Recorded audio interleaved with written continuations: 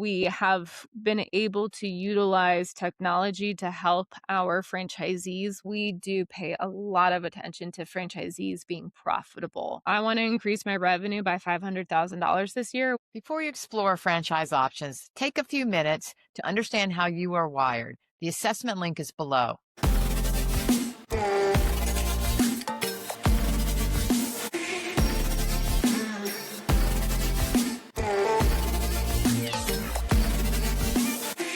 Today, we're talking about one of the most recognizable categories in home services, residential and commercial painting. While many people think painting is simply about the brushes and labor, the reality is the best operators are building sales organizations, managing teams, leveraging technology, and creating a highly scalable business. Joining me is Bailey Rayner, Chief Development Officer at Painter Bros. Painter Bros has great success in this category, and we're going to learn all the insights from Bailey today. Welcome, Bailey. How are you? Good. Thank you so much for having me. Yeah, no, I appreciate you joining. Tell us a little bit about, so yes, painting may be considered a competitive category, but tell us a little bit, about Painter Bros and what makes you guys unique? Because I think you do have a unique offering and how your brand has grown over time. Yeah. So I'll give you a little bit of some insight, maybe some background. I was very familiar with the construction world and general contracting world for about probably 15 years before I was introduced to Painter Bros. And I was actually working on a software at the time for like residential contractors when I was introduced to Painter Bros. So naturally, I was like, oh, you're just like everybody else, right? And I think that's what a lot of people say is like, oh, it's another painting concept, kind of like your introduction just went Hmm. over. And of course, Zach, the founder, was like, hold on, we're really cool. Okay, we're different. I was like, okay.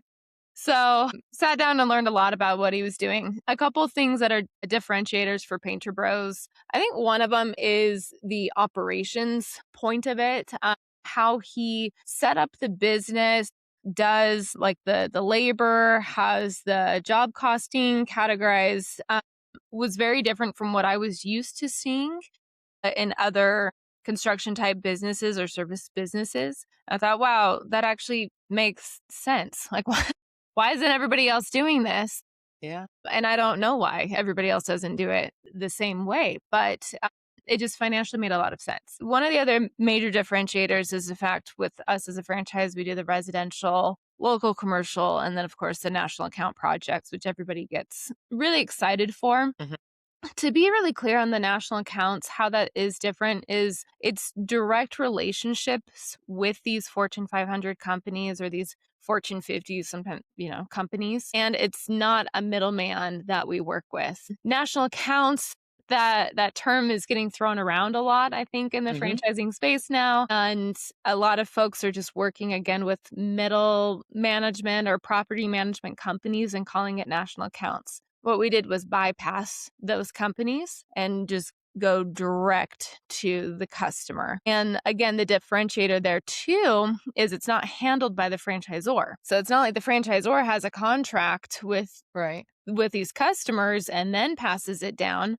I mean, yeah, that'd be nice. That'd be like millions of dollars running through the franchisor. That's lovely. But who does that really help us? Right. Yeah. So what Painter Bros does instead is we teach franchisees how to work with those customers, how to get those direct relationships and those direct contracts. So anytime there's a national account project going on, it's handled at a franchisee to franchisee level, Okay. which is another like huge win for folks is because that money, that revenue is running through their organizations, Hmm. right? It's Yes. helping No, their 100%. businesses grow. Yeah. Yeah. Yeah. So I think those are some of our main differentiators is our ability to allow franchisees to expand beyond their territory with those types of contracts, Okay. Yep. right? Yep. Because if you get a national contract, you're covering the country, not just where you bought zip codes, but you utilize your internal network to complete those projects. So, what's another really amazing thing about all of that is our franchisees are working together to build each other's businesses. Wow. So Yeah. I think there's just like a few different components of Painter Bros that makes us very unique. Not just the type of work, but again, how we work together as an organization, I think is really spectacular and a huge differentiator. That's fantastic. So, and and it does, I'm sure that does excite everyone in terms of where that can go. Where, when someone starts though, where's the bulk of their business coming from? What are they typically doing to acquire customers? Yeah. Normally, most people are going to start out on the residential level because Hmm. there's more customers there. And I mean, those customers are calling every single day looking for work to get done, quick Hmm. turnarounds. And so it allows franchisees to really get used to the process, used to bidding, used to the projects that Hmm. are going on, and then they will build the relationships for local commercial, right? Because those take a Okay. little bit of time. Yep. And then certain franchisees will expand to more the national. Not everybody will want to do national partnerships. Not everybody's qualified. I mean, there's a few different ways that you become qualified as a franchisee to work with those larger customers. So, Hmm. bulk of the work is residential local market. Right. But as you start to expand and get familiar with the process, a bulk of revenue comes from those commercial customers. The local residential, is that coming in through digital marketing, mostly networking, or a combination thereof? Yeah, a combination. I mean, most folks are going to be going through different variations of marketing channels. And then you've got some networking as well. And, some people who do like trade shows and things like that, which is awesome.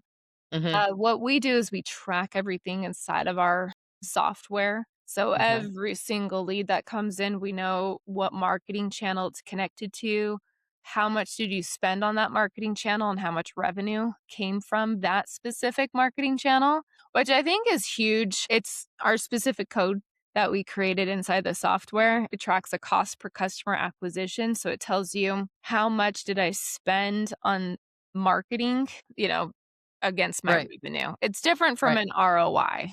For sure. So it's a little bit Have you different way seen of it? looking at it. Have you seen a change in the market on which ones return better over time, or? I think we see maybe not necessarily a change on which does better. I think it depends on the market and it depends on the season. It's kind of interesting. Like when I was in Idaho, Thumbtack was not a good marketing channel, but right next door in Colorado, they were killing it. And Interesting. so it varies on the location, but again, that's one of the things that we track. And I think a lot of organizations, just businesses in general, don't track their marketing, and you're just spending money. And that's a big thing for us is to make sure that we know exactly where your money's going and what it's yielding. 100%. You talked about the software or how your job costs is different. Hopefully that, is leading to better profitability, but can you give it some ideas on, how that works? And On the job costing specifically, or yeah. Hmm. Yeah. yeah, so I mean, we have a contractor model, and I know a lot of folks, they get a little nervous with hiring contractors because what if they don't show up or what if they don't do a good job? And I look at it and say, I have that same exact risk with employees, Sure. 100%. Yeah. right? My employee might be sick that day. So what do I do? Like, okay, you've got to have some sort of backup or pick up the slack or something. And so I always look at it as it's not really it can't be that big of a risk. Like you got to look at it Hmm. in kind of a similar light. Now, what we do with our job costing is a little bit different. With our contractors, are taking care of the labor and the materials themselves. You get into people that are like, oh, I don't buy all this stuff, or I want to do receipts or things like that. And I just let folks know, I'm like, if you are asking them to give you receipts or you go out and buy things for them, you're buying them all sorts of shiny new things. They're like, oh, I need a ladder. It's like, you don't need a ladder for this job. You just Right. want a new Right. Right. ladder. Right. So, what I noticed was just the way that we handle our job costing is, I think, a lot more effective, and it allows you to keep stricter numbers Okay. so you can see exactly where your profitability is. Another piece of our differentiator, again, when you get into some of these larger contracts, is you're not paying for travel per diem, flights, versus a lot of other organizations in just the construction space. That's normal, right? Hmm. You have a region where you fly guys across the country to go get work done, and that is really expensive. So the way that we've set it up where it's interconnected is you might be in Utah and your customers in North Carolina. Well, the Utah location just contracts the North Carolina location to do it. And so now you're saving again on job costing there. And to me, that's what was like, well, that makes sense. Yeah, Yeah. absolutely. Duh. But Yeah, I don't think you could really achieve that cost effectively unless you were having a franchise organization. I agree with that. No, for sure. What are when you start talking to candidates that want to own a business, certainly can relate to like the construction. Their painting is great in that you can find customers or somebody's always painting. But what are some of the misconceptions that people may have about running this business? I mean, it's not luxurious and it's not a sexy business. And Right. people are like, painting, and I said the same Yeah. thing. So that's why I can joke about it is because I'm like, I don't know if I really enjoy or want to do something on that level. But once you start looking around, like literally just looking around your office and outside, everything is painted. Like everything is painted. So there's a ton of money in it. Yes. And you Yeah. don't have to set up all these different types of, well, I also now I do flooring and I do lighting and I do all the you don't have to do that in order to make a bunch of money. You just stick in the painting industry and there's plenty of opportunities all around you. So I think that's pretty sexy, right? Like making money is nice. Yeah. That's why we're all doing it. Yeah. Yeah, and it's not super complicated and it doesn't have a lot of licensing or, like you do with True. electrical and plumbing and HVAC. And Hmm. so it's easy to get going and it's easy to maintain. So why not if there's a bunch of money and low overhead and just an ability to get out there and work, like that's nice. So what it does is it allows for a lot more freedom, independence because you're really not up against do I have to shut down the electricity on this building to be able to work on it? And am I accidentally going to flood something? Right. So I like Yeah. that. Like, Yeah. it's nice for that. So I think part of the misconception that people, when they're looking at organizations, is people definitely want to have a business that they can be like, "Oh, I'm really proud of this," and they want something that seems sexy. I know, like gyms and makeup and like those types of things and the beauty, like those are really appealing, but they're also some they come and go. Yep. For sure. So No, I they do. mean, for me, it's nice to have the freedom. Right, right. And I imagine you can build a nice recurring revenue business with referral partners. In terms of your contractors, do you guys have national relationships, or where are they mostly finding those contract relationships? Uh, as far as like worker contractors or Hmm. customers Hmm. or Worker. yeah, so workers, I mean, you're finding the local market. Like we have partnerships with like Sherwin-Williams and Benjamin Moore and PPG. Hmm. And so naturally, like having those relationships, we're able to go to our local reps and get some referrals and recommendations when we first start out. But Hmm. people are always looking for work. Yeah. And so it's not hard to find contractors. Now you want to find good contractors, which is again, I look at this and say, look, you got to look at it as any employee. You might hire somebody and think that they're amazing. And then after a few months, you go, I need somebody better. It's gonna be the Hmm. same thing with contractors, and that's okay. And you want a variety of contractors. So, I mean, we do have different ways that we will utilize our network, our partnerships to get contractors, and we introduce franchisees to other ways to find contractors. We have Painter Bros specifically has an AI coach that was created for them. Hmm. Okay. And her name's Scarlett. Okay. I didn't name her, but everybody loves Scarlett. Scarlett's amazing because she will let you know exactly where you need to go, how to find the contractors, and she also helps you with like role playing. Hey, I'm going to be calling contractors. What are some questions that I need to ask? What are maybe some rebuttals that they might give me? What are some things that might come up? She'll walk you through all of that. Basically, she was built to be just like if you're talking to me. Okay. Yeah. Right, or talking to Zach or talking to Steven. She is your coach, and she has all the knowledge and information of the organization and of this industry to be able to coach our franchisees. So a couple of things there, it helps them with availability at Any time of day, they're sitting there, they can't sleep, they can call Scarlett and ask her questions. If it's in the middle of the day, they can call her and ask her questions, and she can handle up to 1,000 calls. Yeah. So it's nice because we have been able to utilize technology to help our franchisees with all these questions that you're asking me. Scarlett Hmm. has programmed inside of her already. I want to increase my revenue by $500,000 this year. What do I need to do? Mm. Okay, well, are we looking at residential, commercial, or mix of both? A mix of both. Now she's helping them understand where they can find the leads, find the customers, what groups to go to. So we have seen a huge increase in revenue and production with our franchisees since introducing Scarlett to them, which allows us as a franchisor to find the holes in our system to be able to help them move faster, right? Like, let's problem solve quicker. Yep. And then it also frees up our time and gives them more support through No, all of this. absolutely. Yeah. No, and I would imagine some people do very well with that, then still want to maybe run some things by you guys, you know, Yeah. face No, to you get your plan and then go to your coach. Get your plan from her. She's gonna email everything over. All right, coach, this is my plan. This is what I'm gonna do. And then you run through it and you just start doing it and implementing it. So What are some traits that, you know, you've got some early success and or just some franchisees that tended to really grow well and quickly? What are some of the traits that they have that allow them to do that? so we're evaluating this right now because what we see, I mean, Zach keeps saying systems outlast hustle, and we hustle a lot. Like a lot of us hustle. So I think that is a trait that a lot of our higher revenuing franchisees have Okay. is an ability to go out and hustle.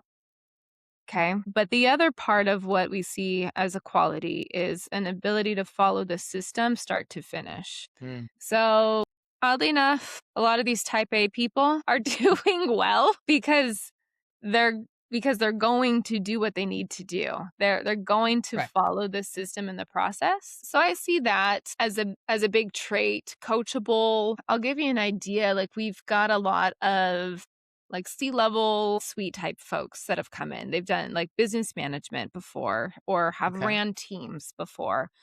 We have a handful of military folks, right? They're very disciplined, and I see them doing a really good job. And so it's the folks that are used to running teams and following systems that I see as consistently growing.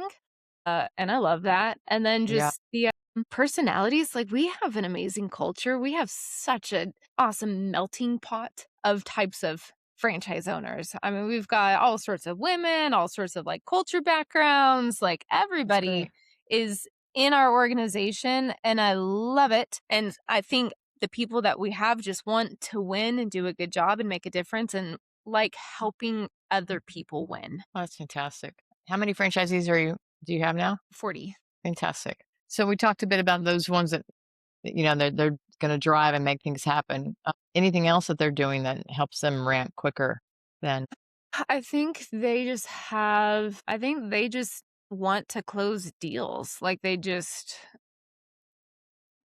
wanna, like, they just wanna win, they wanna close the deals, and I don't know, I think that's just kind of what it is you have to have that drive and that hunger to want to be able to provide for yourself. I do see that if people are halfway in, they're not going to build as fast, right? So, if you're doing part-time, you gotta understand you're gonna have part-time results, and, when you're full-time, you have to pay the bills. yeah, that's And so for sure. you're willing to close deals because you gotta pay the bills. Now, is the owner involved typically in all the sales or over time? Are they hiring that role or Yeah, I think it depends personality-wise, honestly. We're evaluating during the sales process, just that personality. Are you a good fit to go out and do the sales yourself, or should you hire somebody right out of the gate? I would say a lot of them start out in that sales role just to learn the business. yeah? What I've noticed it's what they want to do. They want to understand the process, so when they hire somebody, they can coach them the right way,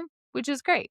So they may start out doing residential, and then they bring on somebody to do residential, and they go and do more of the commercial customers because that's definitely Hmm. more relationship building and long term. So they're not having to do all the day to day in the weeds of things. They can keep it pretty high level while still working with those commercial customers. No, So excellent. the goal would be to be, if you're full time, the goal is to remove yourself from the day to day operations.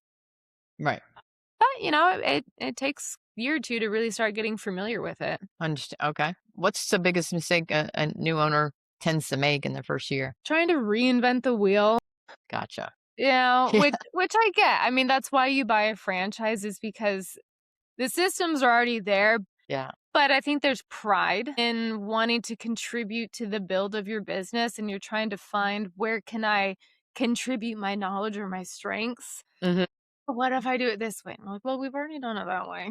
It doesn't work. Like, good thought. But there is a handful that do come up with some really great ideas, and we take those to heart and we say, cool, like let's implement that. Let's do that. I usually let people know that even if they follow the process, I want them to understand that they are going to go rogue and try to do something their own way. Just everybody does it. It's human nature. That's fine. Hmm. And we're gonna let them do it because that's the only way that you're ever gonna learn. And so what I let them know is, "Okay, go rogue, go off the path, and however long it takes you to come back is how long it's gonna take you to start to see basically your business becoming profitable Right. Right. or growing. So if it takes you 2 weeks to come back and say, "All right, I'm ready to listen."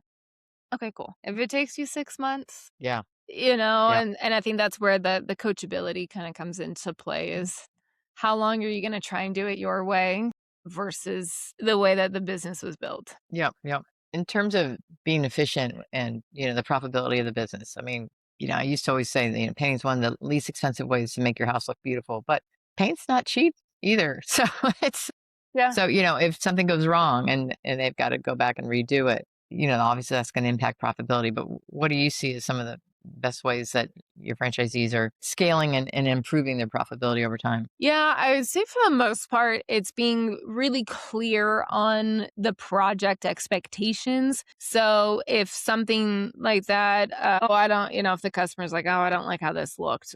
Okay, well, I mean, we can change it, but we're not going to go out of pocket for it. Right. If we did screw up, okay, let's figure out where we screwed up and how to fix that. So I would say quick lessons and quick fixes, quick solutions. So that doesn't really happen that often with projects not going the right way, Hmm. and, like, they're just making sure that they have the right expectations up front. So I think that helps. The other part is being plugged in on a level, right? You don't need to be at every single job site every single day. You just need to understand what's going on and working with your team to help it go smoothly and being available as a leader, right? Another thing that Scarlett does is daily updates. And so the subcontractors can call in and say, "Hey, I need to do a daily update." Scarlett has a list of questions she goes through with them where they answer that, and then they can send that to the owner. So now the owner doesn't have to try and get a hold of the sub or like figure out what's going Right. on.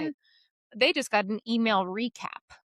Yeah. And so that's Wow. another thing is just having eyes on probably just being efficient with your time. Yeah. Yeah. No, very nice. Contractors, do they like that? I think so. I think it's nice for them just to be able to call in and be like, "Blah, blah, Yeah. blah," rather than like, "Oh, I gotta call the boss." It's something I think it's a psychological, like, "Alright, I'll talk to a robot," Yeah. No, absolutely. you And I know? think I love that She's idea not gonna of judge me. She'll probably be like, "Oh, wow, that's really great." She's very validating as well. yeah, So that's nice. That's good. so I think those are some things is just paying attention to the actual production, the actual process, and I mean, sales fix everything, right? So if Yeah. you're like, "Oh, I'm not making enough money," okay, well, go get more customers in front of you Yeah. Yeah. and let's go convert. So we do pay a lot of attention to not just revenue, but we do pay a lot of attention to franchisees being profitable as well. Like they do weekly and monthly calls with their coaches Okay, good. on I think that's so key. A good franchise system really is focusing on that unit economics for uh, I mean, it's because yes, we love to talk about the revenue, but it is at the end of the day how much we're keeping that exactly. that matters. Yeah. Yep. What excites you most about, the future with Painted Rose? Man, there's a lot of good things that are coming. I think what I love personally is just seeing people grow. So, because I'm meeting them in the very beginning stages, and I'm like, I Yeah, don't know what I'm doing, right? Or right. I really want to do this. This sounds like a great idea. And I get to see them over the years improve and grow and become more confident. And so I'm excited to see, obviously, more franchisees coming in.